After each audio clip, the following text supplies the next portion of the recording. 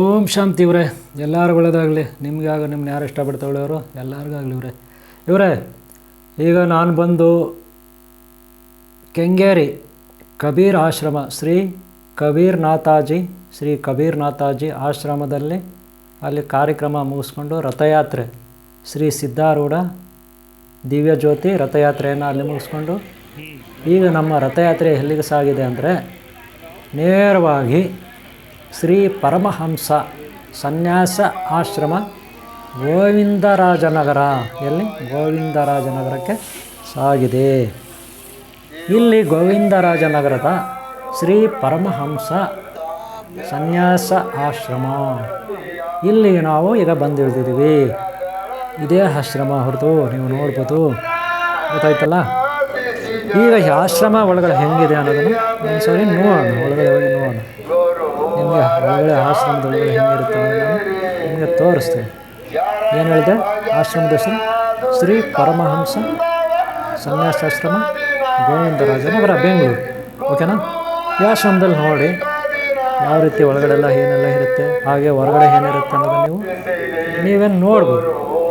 ಓಕೆನಾ? ಇಲ್ಲಿ ಭಾರಿ ಚೆನ್ನಾಗಿ ನಮಗೆ ಸತ್ಕಾರ ಮಾಡಿದ್ರು, ಸ್ವಾಗತ ಮಾಡಿಕೊಂಡ್ರು ರಥಯಾತ್ರೆಗೆ. ಹಾಗೆ ನನಗೆ ಸ್ವಲ್ಪ ತಲೆನೋವಾಗ್ತಿತ್ತು. ಅವರು ಎಲ್ಲರಿಗೂ ಮಜ್ಜಿಗೆ ಕೊಟ್ಟರು, ಆದರೆ ನಾನು ಕಾಫಿ ಹೇಳಿದೆ. ಅವ್ರು ಕೇಳಿದ್ರು ಪಾಪ ಪದೇ ಕಾಫಿ ಬೇರೆ ಏನು ಮಾಡ್ಕೊಳ್ಳಿ, ಕಾಫಿ ಮಾಡ್ಕೊಳ್ಳ, ಟೀ ಮಾಡ್ಕೊಳ್ಳ ಅಂತ. ಫಸ್ಟ್ ನೋಡಿ ನಾನೇ ಒಳಗಡೆ ಹೋಯಿತು. ಇದು ಆಶ್ರಮ ಶ್ರೀ ಪರಮಹಂಸ ಸನ್ಯಾಸಾಶ್ರಮ ಗೋವಿಂದರಾಜನಗರ. ಇಲ್ಲಿ ಒಳಗಡೆ ನಾನು ವೀಡಿಯೋ ಮಾಡ್ತಾಯಿದ್ದೀನಿ. ಫಸ್ಟ್ ನಾನೇ ಒಳಗಡೆ ಹೋದರೆ ಏನೆಲ್ಲ ಇದೆ ಅನ್ನೋದನ್ನು ನೋಡ್ಬೋದು. ಇಲ್ಲಿ ಗುರುಗಳ ಮೂರ್ತಿ ಇದೆ ಫಸ್ಟ್ನೇ ಇದರಲ್ಲಿ. ಆಮೇಲೆ ಎರಡನೇ ಸೆಂಟ್ರ್ ಬರುತ್ತೆ. ಇಲ್ಲಿ ಕೂಡ ನೋಡ್ಬೋದು ನೀವು, ಗೊತ್ತಾಯ್ತಲ್ಲ. ಇಲ್ಲಿ ಕೂಡ ನೀವು ಮೂರ್ತಿಯನ್ನು ನೋಡ್ಬೋದು, ದೈವ ಮೂರ್ತಿ, ಗುರು ದೈವ ಮೂರ್ತಿ. ಆಮೇಲೆ ನೋಡಿ ಇವರು ಇವರೆಲ್ಲ ಬಂದರು. ಇವರು ಬಂದಿಲ್ಲಿ ಆಶೀರ್ವಾದ ಪಡಿತಿದ್ದಾರೆ. ಇಲ್ಲಿ 3 ರೀತಿ ಒಂದು ಗುಡಿ ಇರುತ್ತೆ, 3 ಕಡೆಯೂ 3 ರೀತಿಯಲ್ಲಿ ಒಂದು ದೇವತಾ ಮೂರ್ತಿ, ದೇವತಾ ಫೋಟೋ, ಗುರುಗಳ ಫೋಟೋ ಇಷ್ಟಿರುತ್ತೆ. ಓಕೆನಾ? ಇಲ್ಲಿ ಶ್ರೀ ಪರಮಹಂಸ ಸನ್ಯಾಸಾಶ್ರಮ ಗೋವಿಂದರಾಜನಗರ. ಇವರು ಚೆನ್ನಾಗಿ ಸತ್ಕಾರ ಮಾಡಿದ್ರು ಇಲ್ಲಿ ನಾವು, ಅದು ನನಗೆ ಇಷ್ಟ ಆಯಿತು. ಎಲ್ಲರಿಗೂ ಮಜ್ಜಿಗೆ ಕೊಟ್ಟರು, ಕೇಳಿ ನಮಗೆ ಕಾಫಿ ಕೊಟ್ಟರು. ನನಗೆ ಮಾತ್ರ ನಾನು ಮಾತ್ರ ಕಾಫಿ ಹೇಳಿದೆ, ಕಾಫಿ ಮಾಡ್ಕೊಂಬಂದು ಕೊಟ್ಟರು. ಪಾಪ ಭಾರಿ ಚೆನ್ನಾಗಿ ನೋಡಿದ್ರು, ಯಾವುದೇ ಅಹಂಕಾರ ಇರಲಿಲ್ಲ, ಒಳ್ಳೆಯ ಥರ ಇದ್ದರು, ಒಳ್ಳೆಯ ಥರ ಸತ್ಕಾರ ಮಾಡಿದ್ರು. ಗೊತ್ತಾಯ್ತಲ್ಲ. ಒಟ್ಟಿನಲ್ಲಿ ಎಲ್ಲರಿಗೂ ಒಳ್ಳೆಯದಾಗಲಿ, ಗುರು ಸೇವೆ ಮಾಡಿದ್ದಾರೆ. ಓಕೆನಾ?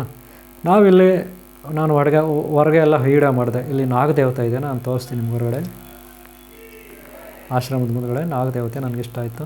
ಶ್ರೀ ಮಾನಸ ದೇವಿ, ಹಾಗೆ ಆಸ್ತಿಕ ಋಷಿ, ಹಾಗೆ ಏನು ಮಾನಸ ದೇವಿ ಇದ್ದಾರೆ, ಅವರ ಪತಿ. ಗೊತ್ತಾಯ್ತಲ್ಲ. ಅವರು ಜರಾತ್ಕರು ಋಷಿಗಳು, ಜರಾತ್ಕರ ಋಷಿ, ಹಾಗೆ ಮಾನಸ ದೇವಿ, ಹಾಗೆ ಆಸ್ತಿಕ. ಇದು ನಾಗದೇವತೆ 3 ಇರುತ್ತಲ್ಲ ಅದು. ಆಲ್ರೆಡಿ ನಾನು ಹಿಂದೆ ಹಾಕಿದ್ದೀನಿ 3 ಯಾಕೆ ವಿಗ್ರಹ ಇರುತ್ತೆ, 3 ವಿಗ್ರಹಗಳ ಅರ್ಥ ಏನು ಅಂತ. ಗೊತ್ತಾಯ್ತಲ್ಲ.